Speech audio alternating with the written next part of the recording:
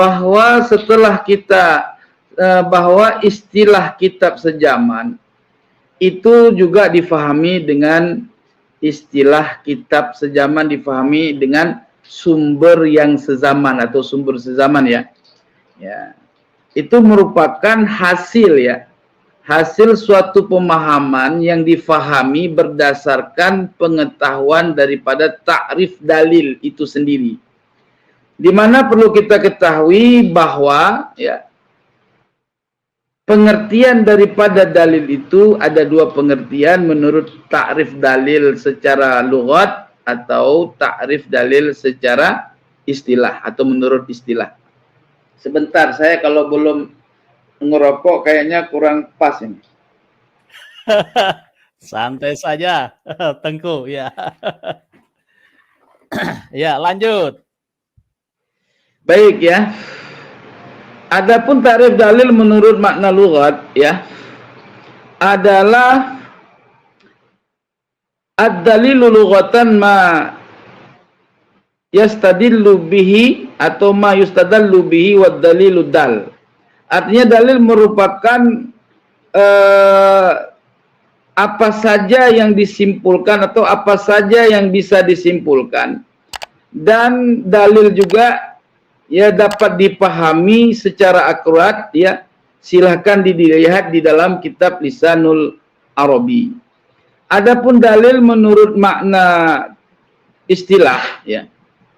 Di sini saya nukil dalam kitab disebutkan bahwa wa ammad dalil istilahan fahuwa ma yamkinu tawassul bi sahihin nadhri fihi ila matlubi khabariyin ya wal matlubul khabariyu yashmulul qat'a wa dhanna wa hadha madhhabu aktsaril fuqaha wal usuliyin.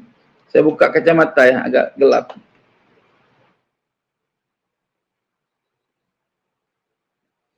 Jadi dalil itu adalah segala sesuatu yang diperlukan untuk mencapai suatu kebutuhan informasi melalui pemeriksaan yang benar atau yang sahih terhadap suatu informasi yang dapat dituntut, dan informasi yang dituntut itu meliputi kepastian atau qat'i dan kecurigaan atau zanni. Dan hal ini menurut mazhab kebanyakan ulama ahli fikih dan ulama ahli usul ya, termaksud Abul Hasan Al-Basri dan sebagian ulama ahli kalam lainnya. Beliau mengungkapkan satu perkataan ya, ma afadal qat'a yusamma dalilan wa ma afadal dhanna yusamma amaratan. Artinya apa saja yang menunjukkan kepada faedah terhadap suatu kepastian ya, itu disebut dengan dalil. Dan apa saja yang menunjukkan faedah terhadap suatu sangkaan atau dzan, itu disebut dengan amarah atau indikasi. Jadi akhina fillah yang dirahmati oleh Allah, silahkan dilihat di dalam kitab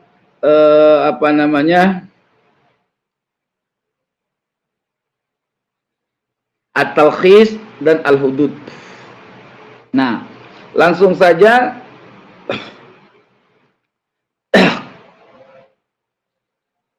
setelah kita memahami pengertian dalil menurut istilah yang telah disebutkan tadi di atas ya, dapat kita tarik kesimpulan setiap perkara yang diperlukan untuk tercapainya suatu kebenaran atau kebenaran sesuatu melalui suatu penelitian yang benar tentunya, maka jika suatu penelitian itu menghasilkan suatu kepastian, maka hasil penelitian itu disebut dengan dalil ya.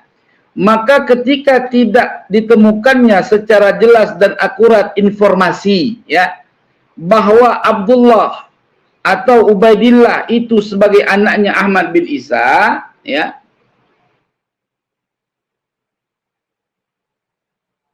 lalu bisa disimpulkan bahwa Ubaidillah atau Abdullah itu bukan anaknya Ahmad bin Isa An-Naqib, maka kesimpulan itu sah disebut dengan dalil. Artinya ketika secara penelitian Ubaidillah, Abdullah itu tidak ditemukan sebagai anaknya Ahmad bin Isa An-Naqib, maka kesimpulan yang dihasilkan daripada kaidah tadi, penemuan tadi atau penelitian tadi itu dapat disebut dengan dalil. Ya. Dan dipandang sebagai dalil yang sahih tentunya. Sedangkan pengakuan Ubaidillah atau Abdullah sebagai anaknya Ahmad bin Isa An-Nakib itu sah disebut dengan tanaqud, dalil, atau dipandang sebagai sesuatu yang batil atau fasid, ya, atau muqabil sahih. Sebagaimana berdasarkan keterangan yang kami nukil dari kitab Al-Anjam karya Imam Syamsuddin Muhammad bin Utsman bin Ali Al-Mardini Asy-Syafi'i yang wafat pada tahun 871 Hijriyah, dan kitab Syarhul Waraqat karya Imam Jalaluddin Muhammad Al-Mahalli Asy-Syafi'i yang wafat pada tahun 864 Hijri sebagai berikut dalilnya. Wal batilu ma la yata'allaqu bihi an-nufuz wa la ya'taddu bih. Artinya batil itu adalah segala sesuatu yang tiada memiliki kekuatan dan tiada berarti apapun, atau tiada perlu dianggap atau tidak perlu diperhatikan, atau segala sesuatu yang sangat sedikit. Jadi al-batil muqabilul lis-sahih. Batil itu adalah lawanan daripada sahih. Nah, gitu loh. Kata Imam Syamsuddin Muhammad bin Utsman bin Ali Al-Mardini Asy-Syafi'i yang wafat pada tahun 871 Hijri berkata dengan perkataan, aku katakan manakala musannif telah selesai memberikan penjelasan tentang gambarannya sesuatu yang sahih yang berkaitan dengan muamalat, dia mulai menjelaskan tentang gambaran sesuatu yang berlawanan dengan perkara yang sahih. Perkara yang berlawanan dengan perkara yang sahih itu disebut dengan batil. Jadi apa saja yang berlawanan dengan sahih itu disebut dengan batil. Jadi nasab Ba'alawi ini berlawanan dengan sahih, maka disebut dengan batil nasabnya. Ini belum menyangkut kepada kitab sejaman, cuma narasi dari saya untuk dari mana ditemukan kaidah kitab sejaman gitu loh. Ya. Maka oleh sebab itu, ya, ada yang menyatakan juga selain batil disebut dengan fasid, ya. Karena kedua hal antara batil dan fasid itu tiada perbedaannya menurut kami ahli usul, ya. Oleh sebab itu perlu diketahui bahwa sesungguhnya yang dimaksud dengan istilah kitab sejaman, nah ini baru, atau sumber sezaman, itu adalah kitab-kitab yang terdahulu, yang sudah dikenal, atau sudah masyhur sebagai kitab-kitab yang umumnya dijadikan referensi, atau umumnya dijadikan rujukan oleh para ulama sesuai dengan fan ilmunya masing-masing. Jadi dalam fan ilmu hadis dia ada kitab-kitab yang urut, yang masyhur, yang berkesinambungan, ya. Nah, termasuk kitab hadis, kitab fikih, kitab yang lain-lain, apalagi kitab qiraah, ilmu tajwid, ilmu qiraah. Nah, supaya bisa kita pahami, marilah simak daripada contoh kitab-kitab terdahulu yang menjadi sumber pokok terreferensi untuk mengambil suatu hukum dari induk mazhab, seperti mazhab Imam Syafi'i, ya. Nah, kalau kita pahami mazhab Imam Syafi'i itu kan induknya adalah al-um. Jadi semua yang ada di dalam al-um itu oleh ulama-ulama kemudian itu pertama sekali al-um itu diikhtisarkan oleh Imam Al-Bunzani menjadi kitab Mukhtasar Al-Bunzani. Ya, itu di tahun 264 Hijri wafatnya beliau nih, Imam Muzani. Nah, kitab Mukhtasar Al-Muzani itu diperjelaskan menjadi beberapa banyak kitab, diantaranya At-Ta'liqah karya Abu Hamid Al-Marwazi, terus At-Ta'liqah karya Abu Thayyib Al-Tabari, At-Ta'liqah karya Al-Qadi Al-Husain, Al-Hawil Kabir karya Al-Mawardi, terus Asy-Syamil karya Ibnu Sabaq, Bahrul Bahzahab dikaryakan oleh Imam Ar-Rawiyani, terus kitab Al-Khulasah, ya, itu dikaryakan oleh Imam Al-Ghazali. Nah, termasuk kitab Nihayatul Matlab fi Dirasatil Madhab karya Imamul Haramain Al-Juwaini. Nah, kitab-kitab itu semua berurut ke bawahnya, ada sanadnya, ada dasarnya. Ketika kita mengambil suatu hukum, misalkan kita mengambil suatu hukum hadza haram. Nah, ulama semuanya itu mengutip daripada perkataan ulama-ulama terdahulu. Misalkan hukum muhallil, ya. Muhallil itu hukumnya sah apabila terjadi perjanjian di luar akad.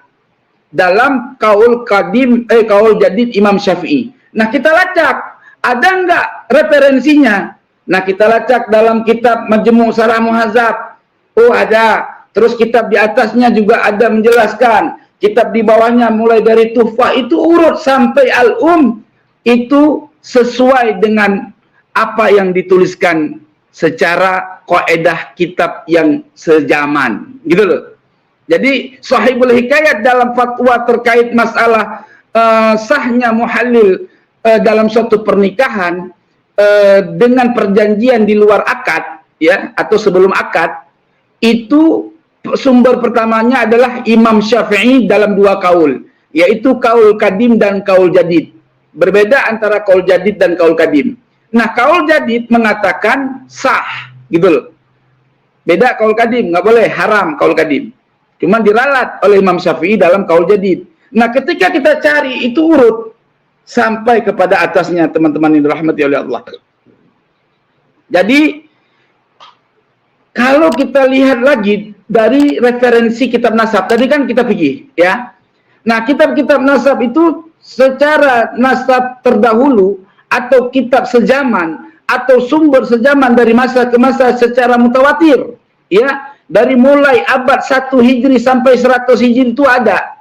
Yang pertama, ya, yang membukukan kitab-kitab nasab itu dapat diberikan kesimpulan, yaitu Sayyidina Umar Ibnul Khattab, di mana Sayyidina Umar Ibnul Khattab itu mendapatkan risalah ilmu nasab daripada Sayyidina Abu Bakar As-Siddiq. Nah, Sayyidina Abu Bakar As-Siddiq itu dapat ACC langsung daripada Rasulullah SAW, sampai-sampai ada sahabat yang diperintahkan oleh Nabi untuk belajar ilmu nasab kepada Sayyidina Abu Bakar As-Siddiq, ya.